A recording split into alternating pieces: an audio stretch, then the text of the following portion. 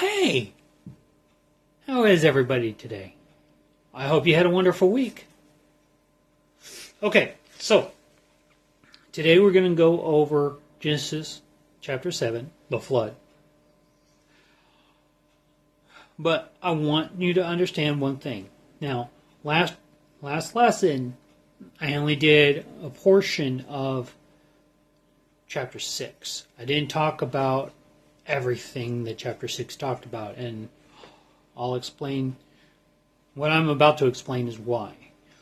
Chapter 7 dives in deeper about the animals and the ark and all that other jazz. Right. So I'm going to read chapter 7 and we're going to discuss it.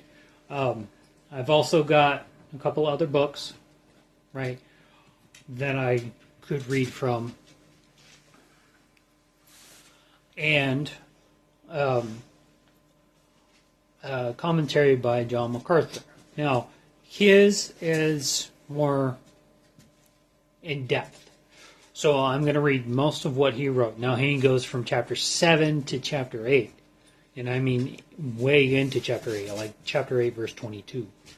So I'm not going to do the chapter 8 part. I'm just going to do the chapter 7 stuff. Okay? What? Bear with me as I go through all of this. Okay. Chapter 7.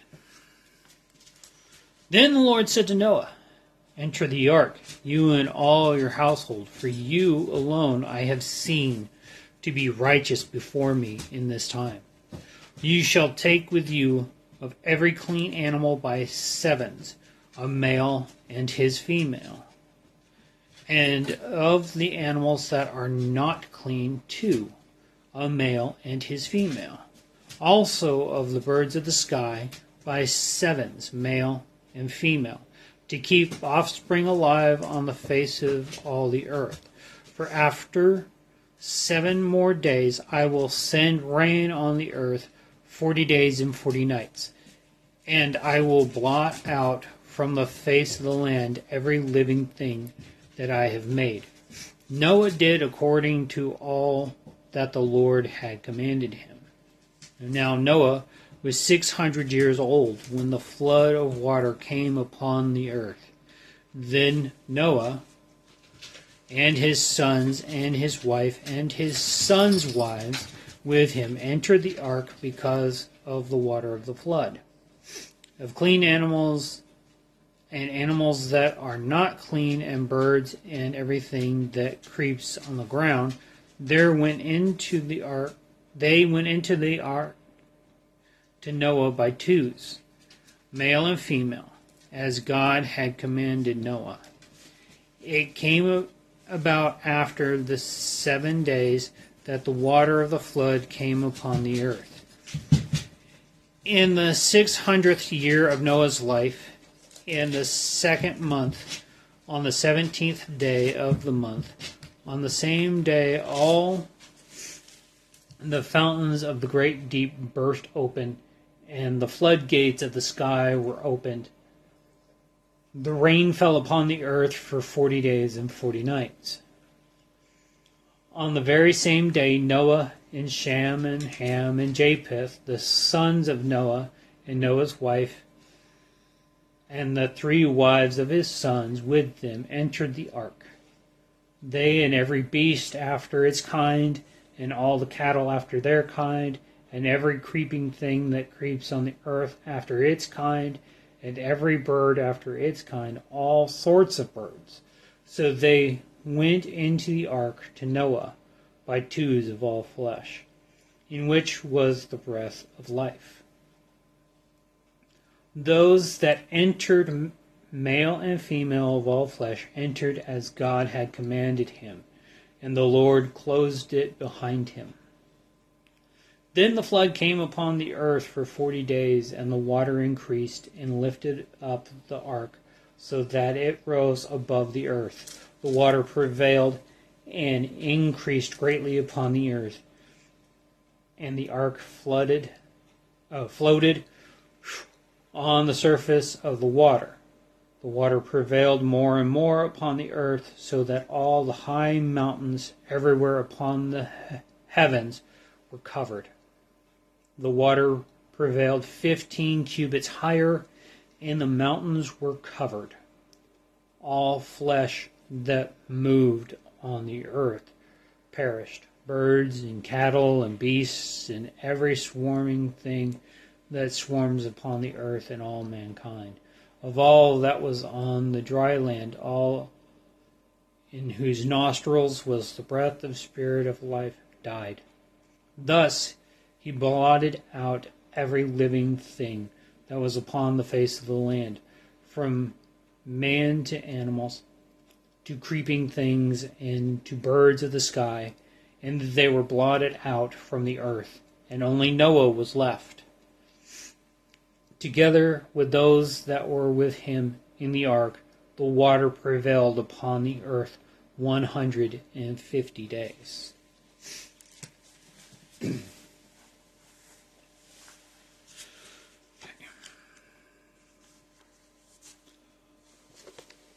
shall read Going Through Genesis by J. Vernon McGee. Genesis 7. Themes. The judgment of the flood, 1 Peter 3:20. Are you sure that God was right in sending the flood? To assure your heart, read again Genesis 6:5. Note the words great, every, only, and continually underline them. Read also Genesis 11 through 13. How many righteous people were there upon the earth at this time? One? What a world. Remember, God is holy, God is righteous. Did God make any effort to save mankind? Read Genesis 6:3. God's Spirit was working. Read also Genesis 6:8 through 9. Noah's life was a witness to that generation. Remember that Methuselah was still alive, and his presence in the world spoke of the presence of God. Noah preached 120 years, Genesis 6:3. What was reaction of the world to all of this? Read Luke 17:26 through 27. Basically, he wants you to read all of chapter 6 all over again, so you can understand chapter 7. Duh. Outline. 1. Noah.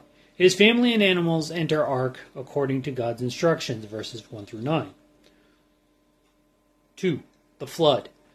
Destruction of all flesh and salvation of Noah and those in the ark, verses 10 through 24. Notes. In verse 9, it is repeated, 6:20, that the animals voluntarily came into the ark. The presence of imminent danger caused the animals by instinct to come to Noah. Even today, the animals sense the presence of danger in a coming storm. Deer leave the high altitudes where the snow is falling and come to the valley beneath. They will even eat out of your hand. God commanded Noah to enter the ark, verse 1. God shut him in, verse 16. Anyone else could have been saved if they had believed God, Hebrews 11:7. Mark Twain once said that he was not disturbed by what he did not understand in the Bible. What worried him, he said, were the things he did understand. Okay, so I'm going to have to disagree with a good portion of what he says. Okay, the chapter 6 thing, that's kind of a duh. You know, if you want to understand chapter 7, read chapter 6. You know, you don't want to just skip to chapter 7 and go, I wonder why. However, here's where I'm having a problem. It says, in verse 9, it is repeated, 6:20, chapter 6, verse 20, that the animals voluntarily came into the ark. Voluntarily? No. See, we know that in the end, every knee shall bow and every tongue confess that Jesus Christ is Lord. It says that even the mountains and the trees will bow before him. Mountains and trees will bow before him, which means animals are going to bow before him. Animals see him, they're reverent. We have a story of a man riding a donkey, and the donkey keeps stopping. The guy whips the donkey. The donkey doesn't move. Eventually, angel opens up the donkey's mouth, and the donkey speaks to the man. Hey, dude, there's an angel in front of us. Figure it out. Animals have reverence. And then it says, presence of immediate danger causes the animals by instinct to come to Noah. But we read in there that not every animal goes to the ark. All those that are going to keep the world, sustainable, yes. But not every animal. Right? Let's put it this way. And I want you to think about it. Why was it that only these particular animals had the instinct to go to the ark? Why is it that all the rest die? We know that all the rest die because it says so in chapter 7. It says that the rest of the animals die. So it's not about instinct. They were compelled by God to move, to go to the ark, to get on the ark. They were compelled, more than likely, and this is a high probability. I'm not saying that it's a perfect answer, but it's a possibility. Angels, more than likely, walked with the animals. And I can say that because of Daniel in the lion's den. We know that the lions had their mouth closed by angels. So, that is just a guess. Okay, I'm not saying that that is the answer. I am saying that that is a possibility. Right, that angels went, hey, come on, let's go. So, in this thing about Mark Twain, what does that have to do with Noah and the ark? What worried him, he said, were the things he did understand. What about the flood made him worry? Who cares? It's a nice quote. Has nothing to do with the flood. Not a single solitary thing. But hey, what do I know? I'm not a scholar. I'm just a man that reads. Which is funny because I used to not. Okay, now I gotta find the other deal here. Okay, not there. In the town where I was born stood a man who sailed the sea, and he told us of his life in the land of submarines. Okay, here we go. Preparing for Judgment, chapter 7, verses 1 through 4, and then after that, 17 through 24. I'm going to read the couple of pages. All right. After Noah had completed construction of the ark, God told him to take his family, the animals, and supplies onto what would become their new home. God gave Noah a 7-day window to accomplish this mandate before the rains would start to fall. Verse 2 reveals God instructed Noah to take 7 pairs, male and female, of clean animals onto the ark. This reference to clean and unclean animals created a problem for many Bible scholars because the specific instructions concerning this distinction did not appear until the time of Moses. How was Noah expected to know which animals were clean and which were unclean centuries before the law was given? It is only after the flood, when Noah offered sacrifices to God, that the scriptures reveal the need for this distinction. The original audience for whom the author wrote these texts lived in a society and at a time when the need to distinguish between clean and unclean animals were assumed. The writer of Genesis needed to incorporate the clean and unclean animal distinction into the ark story to support Noah's righteousness in the eyes of that original audience. The story was not originally part of a sacred text. It was a story passed down to reveal the character of God to the people. The writer used the language and imagery of his day to help the audience grasp the meaning.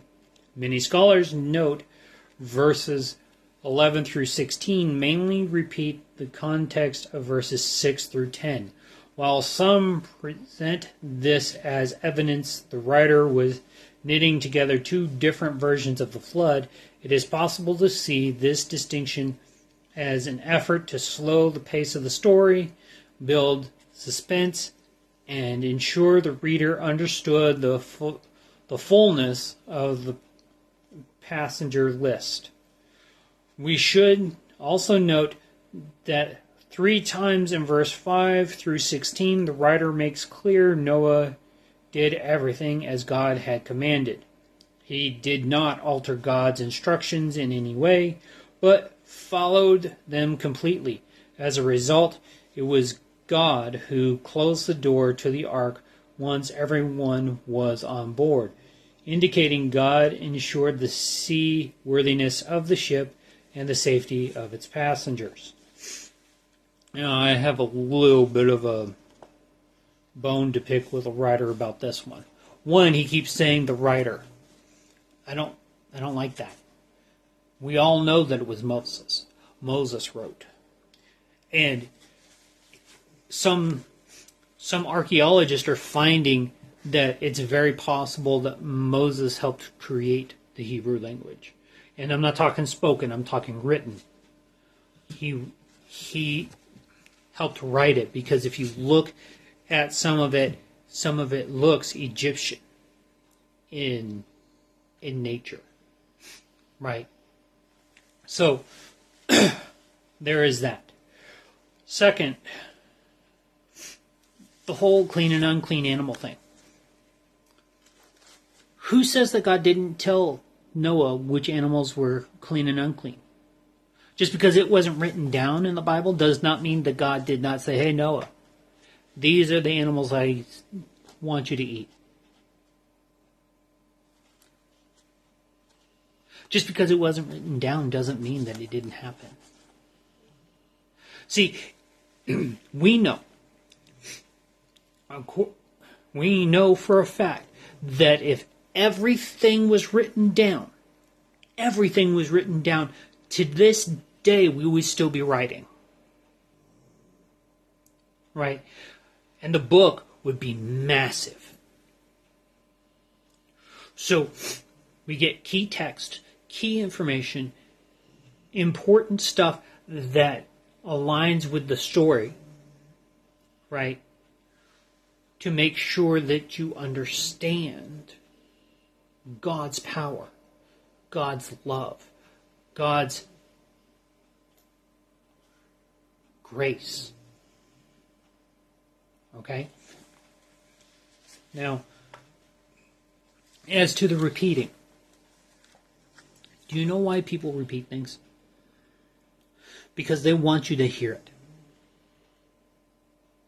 That's it. That's the only answer. They want you to hear it. They want you to get it in that thick skull of yours. And I know for a fact that skulls are pretty thick. I fell on the floor. I have a scar on the back of my head to prove it. So I know skulls are thick. Either way.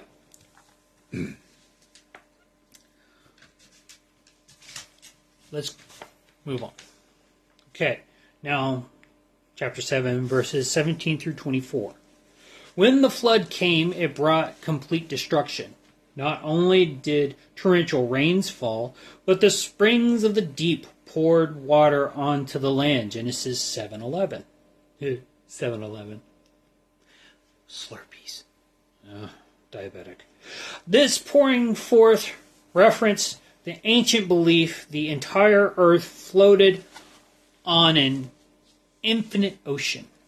For the ancient readers or hearer of this story, such a reference was a clear statement that God was in control of everything. This perspective, thank goodness, stood in sharp contrast to the Babylonian account of the flood, in which the gods sent a storm that quickly grew beyond their control, sending them into hiding until the storm ran its course.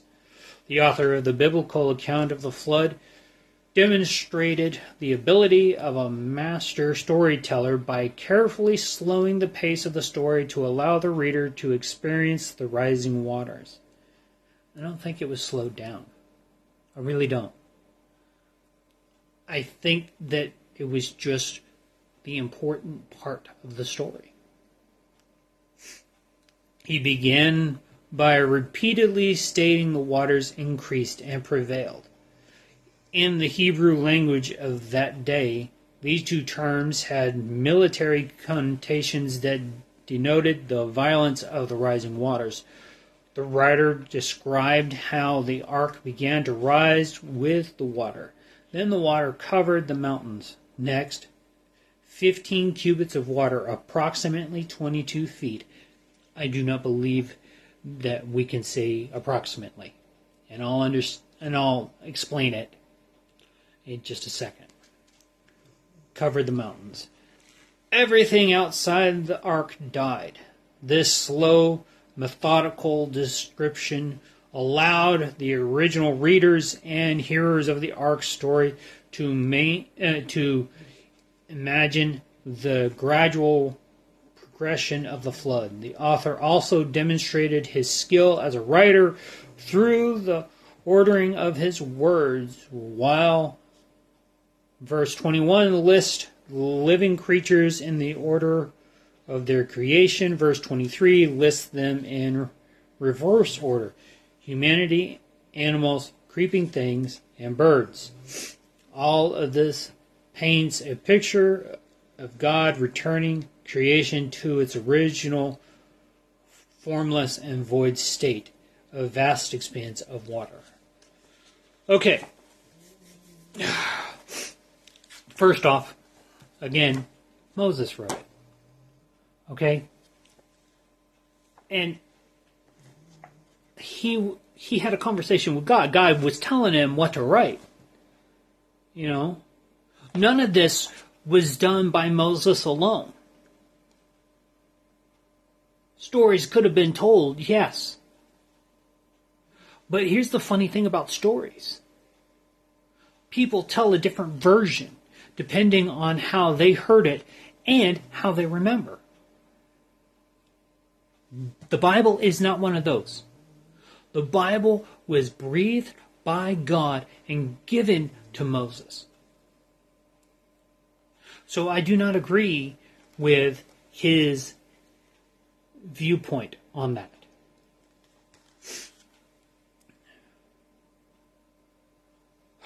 Okay, now we'll go on to the next book. The Guidepost Handbook to the Bible. Now I just gotta find where I was. Or is. Or ever shall be. I just gotta find me.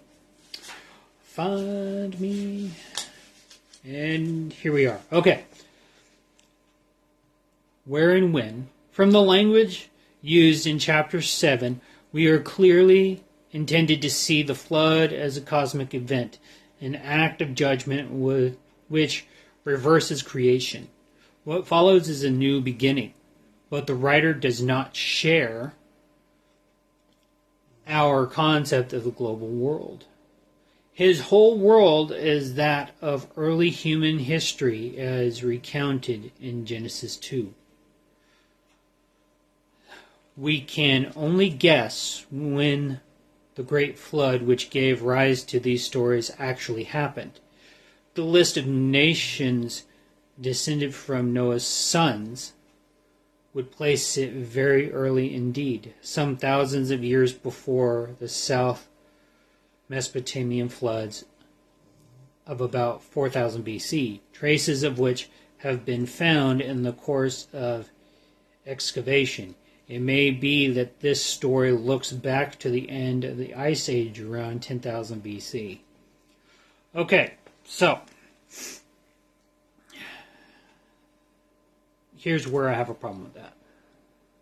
We can actually have a date. Ish. Okay. And here's why. We can go from the count of Adam, his birth, his creation, into existence, all the way up to Noah. And then we can also notate that Noah was 600 years old when the flood started happening. Okay? So we know for a fact that it took at least 100 years. Right? So we can actually do a count backwards from the time of the flood back to Adam. And we can have that figured out as to the date-ish. At least the year. Right, maybe not the month. But it does talk about the month. It does. The second month of the 15th or 17th day, right? Jewish calendars are different. So, there is that. But, with that said, we can look at that Israelite calendar and we can look at the history, right? And we can get somewhat a generalized idea of what time the flood happened. Right? So don't listen to this about we don't know.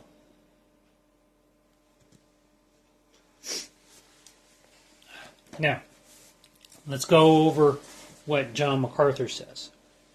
Now, I am going to be reading from my laptop because this is his commentary, and it's an online book. I mean, I could probably have gotten it physically, but I got it online through Google, so I could do this. All right. Chapter 7, The Great Flood.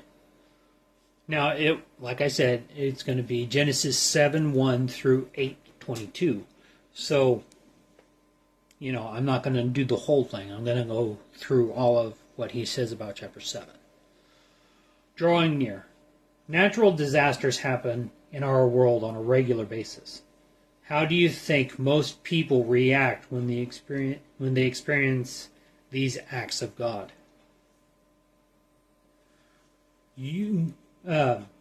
Modern science tells us that mankind is getting better and smarter and wiser all the time. However, as we saw in the last study, the 1,500 years from the time of creation to the time of Noah reveals that this is not true. The human race had become so depraved that God regretted creating it. He actually determined in his heart to destroy it. If that were the end of the story, you would not be reading this book at present, because you would not exist. Fortunately for all of us, God found one righteous man in the midst of all this wicked generation named Noah. A man who feared him and did all that he commanded. So, he being God. He selected Noah to build an ark to save him and his family. And in this way, he became a second father to the human race. It took Noah approximately 100 years to build the ark during this time. He was also busy warning the people around him that God was about to send a worldwide judgment on the earth.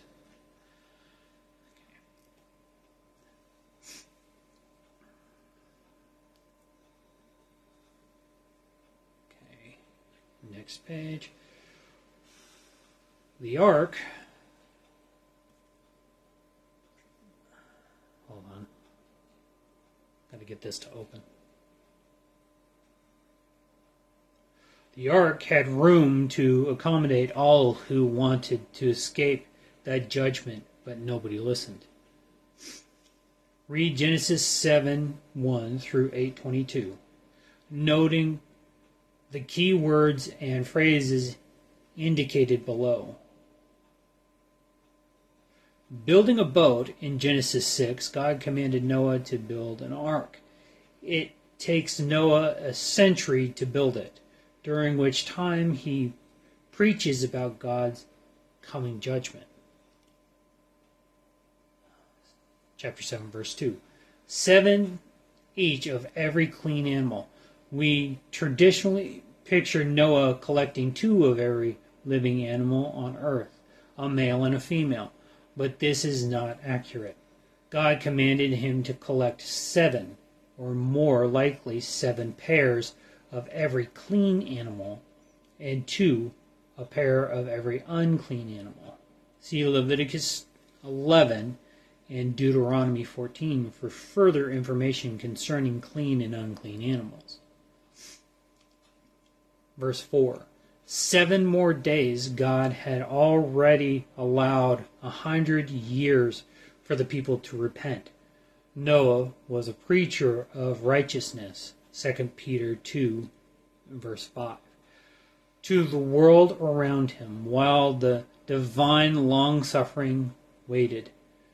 1 Peter 3:20, as he built the ark, now God would allow 1 more week of opportunity for others to repent and find salvation on the ark.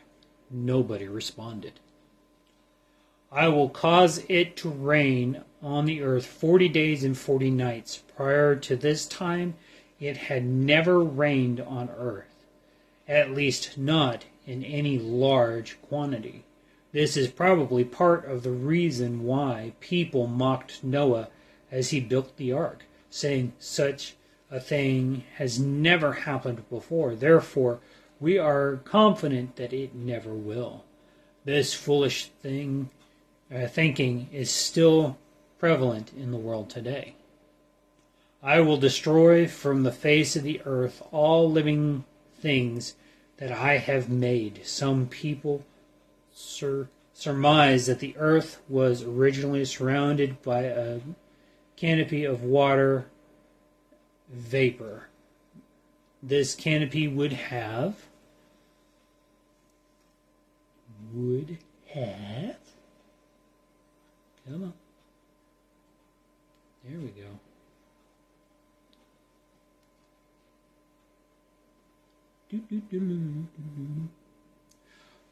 would have shielded the earth from the sun's destructive rays and contributed to the great lifespans recorded in Genesis. If such a canopy did exist, it certainly contained enough water to flood the earth. Added to this was a great quantity of subterranean waters that belched forth from below the earth's surface. Belched forth from below the earth's surface. Every living creature died, with the exception of fish, all that was on the dry land. Genesis 7:22. 5. Noah did according to all that the Lord commanded him. This is the practical element involved in walking with God. Certainly, a man who walks with God will spend time reading His Word, communing in prayer, meeting with others who are like-minded, and so forth. But at the core of this is one word: obedience. Noah's life was characterized by obedience to God. Whatever God told him to do, he did it. Exactly as God described in this, Noah is a type of Christ as well as a second Adam, a man whose life was characterized by complete obedience to the Father. All aboard! Noah and his family get inside the ark, and God closed the door. Soon there will be no safe place on earth except inside the ark. 6. Noah was 600 years old. The genealogies of those who lived prior to the flood record incredibly long lives. Methuselah, the oldest man in the Bible, lived to be 969. See Genesis 5:27.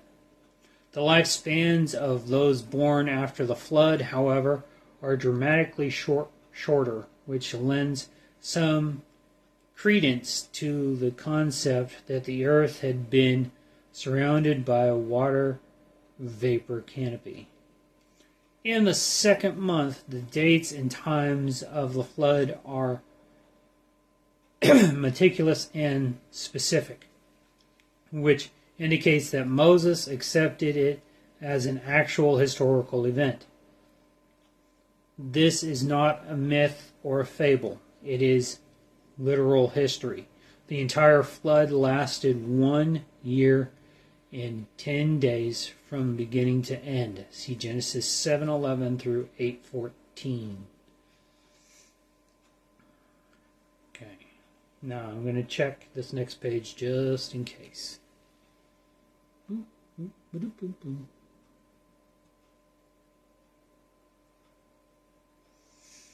Okay.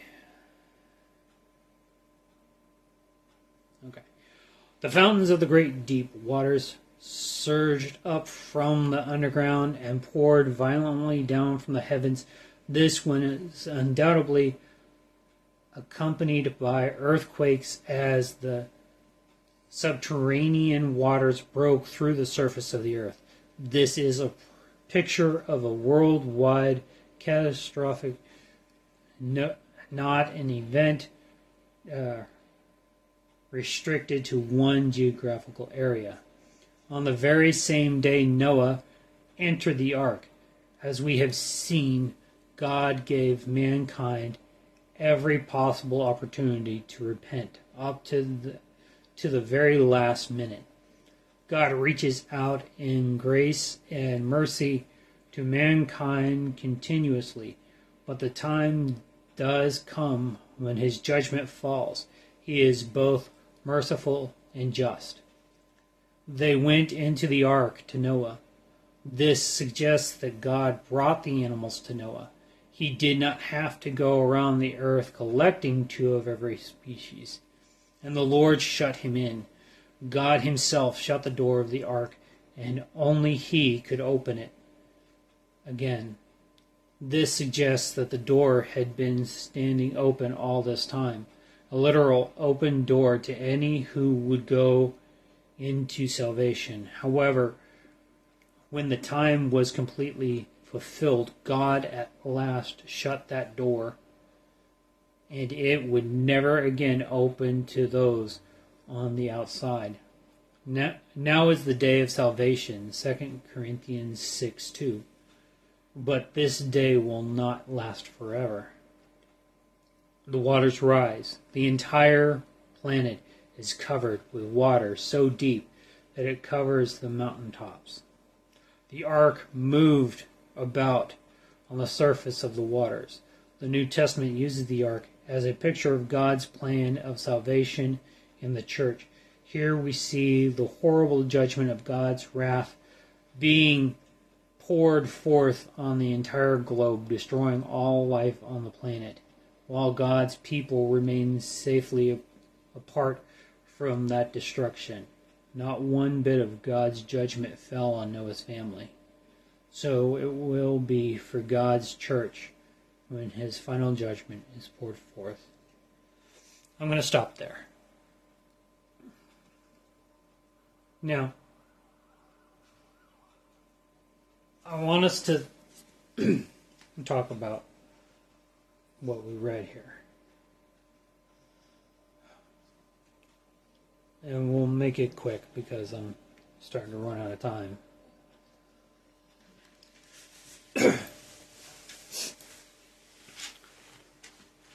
We know that Noah took a long time to build the ark. Right. And remember how I said that I would talk about cubits, or the whole approximate thing that the other writer talked about? A cubit was from the elbow to the tip of the middle finger, right? That was your measurement.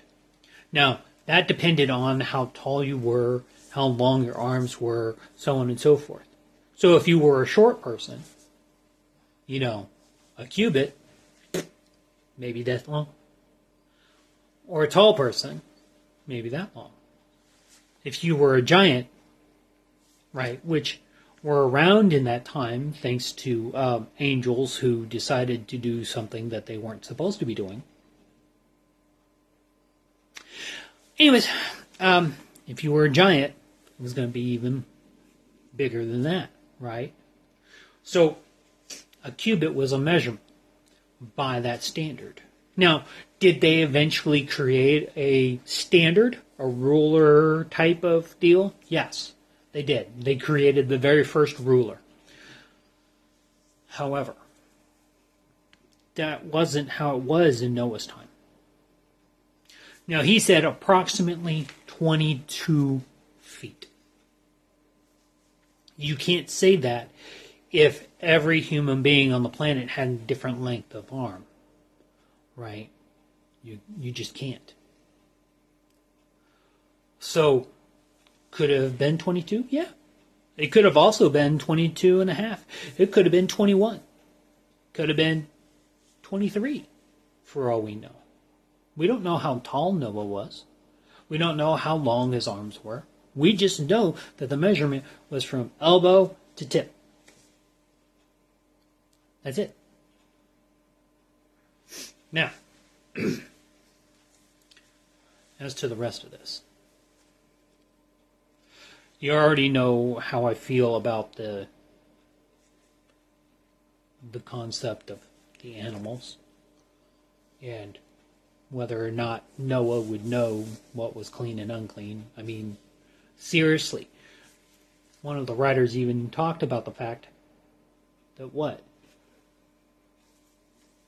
that we were actually smarter before the flood. Right? Now, there were a lot of people that were dumb enough to believe in other things. That's neither here nor there. But construction-wise and knowing how to do things, pretty smart. They were able to create crops, right? Because they were taught. They were able to make food from those crops. Bread existed, right? They knew how to do things, and they did it by hand, not by machine. They did it so well, in fact, that, in my opinion, way smarter than how we are today. We relied too much on technology. I'm relying on technology to send this message out to you. I rely on technology to wake me up in the morning. I rely on technology to get me to work. They did it way better than we did. But it is what it is now, right? You have your convenience. But, again, we're not smarter than the people of Noah's time, than the people of the biblical time. We may have technology, but they had a working knowledge of how to do everything. I mean, seriously. They knew how to fish. They knew how to make tents. They knew how to, make pottery. They knew how to do all of this stuff. They even knew how to build. Noah was not a builder.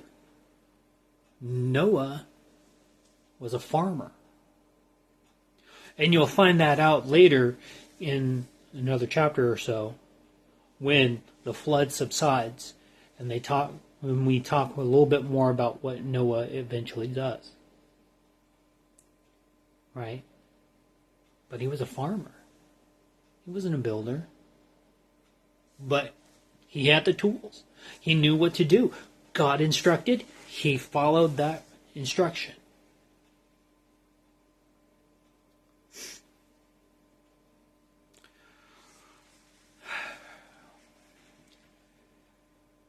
I know that it seems silly to have this kind of a discussion. To start from Genesis and go through Revelations. Especially on stories that 90% of us already know. But even though that is the case,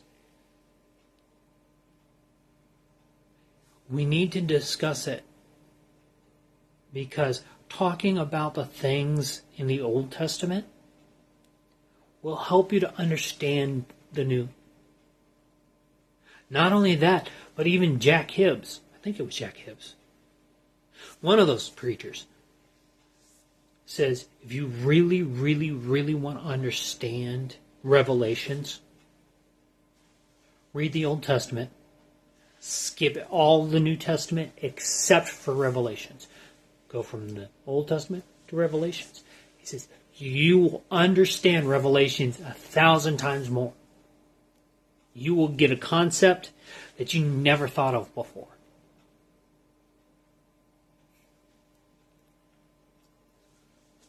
Good thinking. Now, I'm not going to do that here.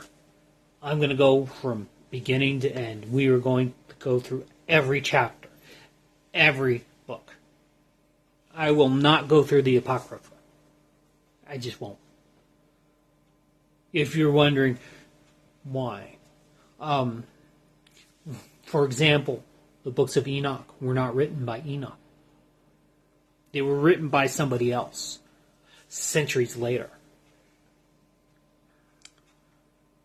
And a lot of the stories that are in it are kind of out there. Now, could they have happened? Very possible, but I don't think so. I really don't. Because it talks about Enoch going into heaven and seeing every tier of heaven. Not just the 3 that we know exist, but apparently 7. And in some translations, some guys will say that there's 10. But it says that Enoch went and had a conversation face to face with God. Moses saw God's back and aged 50 some odd years. He aged bad in a day just by looking at God's back. You think that Enoch would have gone in and had a conversation with God and come back down, which according to the book of Enoch, he does. God grants him the right to come back down to talk to his family. This is what's going to happen, and this is what you need to do. Could that have happened? Possibly. But why? Why is it he gets sent up to heaven, right? But gets to come back down. Why is it that he gets to go into heaven and have a conversation face to face with God?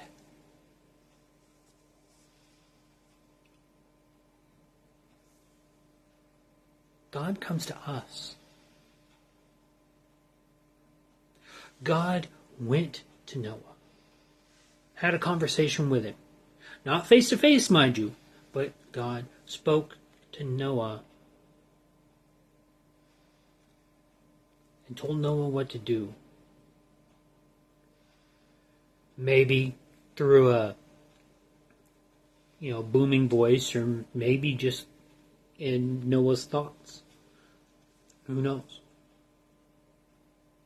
But my point being, I'm not going to go through the Apocrypha. Now I'm going to read it to myself because it's good to have knowledge of how other people think. But that's just me. Now, I hope all of you have a wonderful day. I really... Oh! One last thing. There is that Ark place, right? They have a lot of discussions.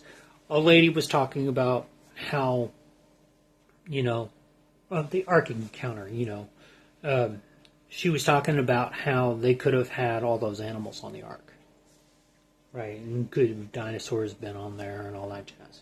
One, keep this in mind, we don't have dinosaurs today. Dragons, right, which is what they were really called. We don't have those today. But the animals that we do have today were animals that were on the Ark. That's one.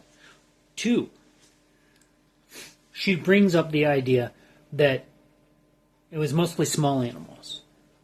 But according to what I just read, it was a male and his female. That means that the animal was at least, mating. Now, I read up, some dogs can get pregnant at the age of 6 months, right? That's when they have their first pheromone, right? But it's advised not to do it because that animal could die. However, my point being, more than likely, there were adult animals there. Maybe not babies. Maybe more than likely, very possibly not babies at that time. Right? So, we have that. And she also says that the animals, it was just one kind of cat, one kind of dog, one kind of dog-like animal.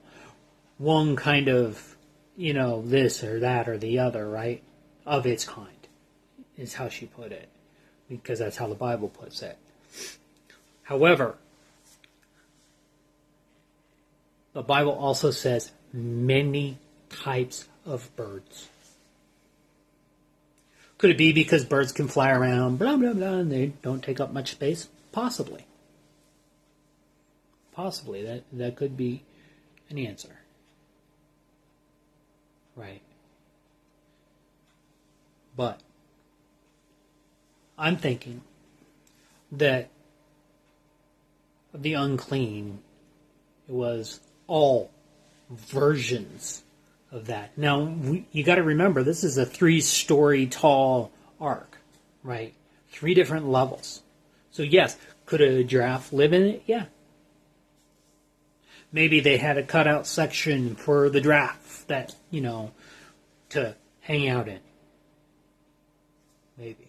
Or maybe because they're on an ark and it's going all over the place. Good old giraffe is probably laying down. Otherwise, I would think most of the animals would have had a concussion. So, more than likely, they were all laying down. Were they fed? Yeah, they were fed. some of the clean animals. Maybe some hay or whatever that they had there, or grass, whatever you want to call it. My point being,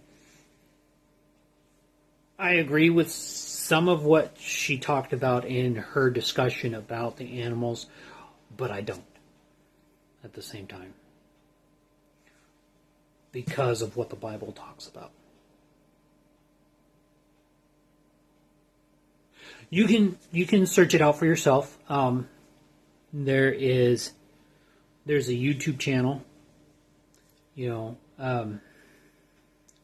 for the life of me, I can't think about it or think of it. Answers to Genesis. Right, that's the YouTube channel. You can find her little speech there, and you can determine for yourself if you agree with her or don't. I'm kind of iffy. Half and half. 60-40. 70-30. Somewhere's in there. Anyways. I hope you all have a wonderful day. And remember, Psalms 23 says, "The Lord is my shepherd. I shall not want. He leads me in the paths of righteousness for his name's sake." Remember, you are a child of God as long as you believe in Jesus Christ as your personal Lord and Savior.